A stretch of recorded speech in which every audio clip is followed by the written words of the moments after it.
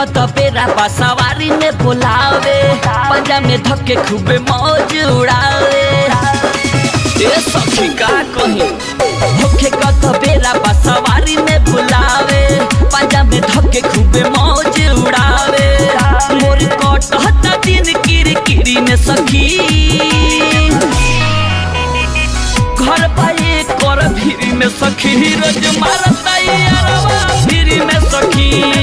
घर पाए कर भीरी में सखी, रोज मारता यारवा भीरी में सखी।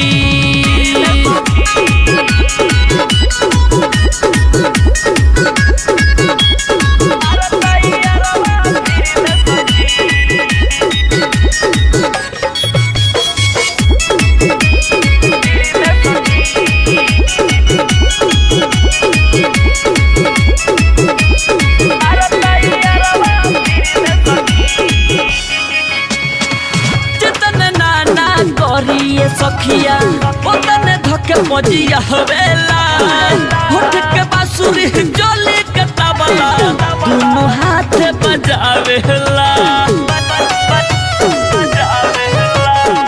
जितने नाना करिए सखिया ओतने धके मजिया हवेला, होठ के बांसुरी जोली के तबला, दोनों हाथ बजावेला।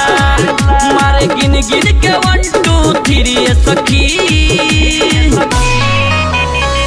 घर पाए कर भीरी में सखी, रोज मारता यारवा भीरी में सखी। घर पाए कर भीरी में सखी, रोज मारता यारवा भीरी में सखी।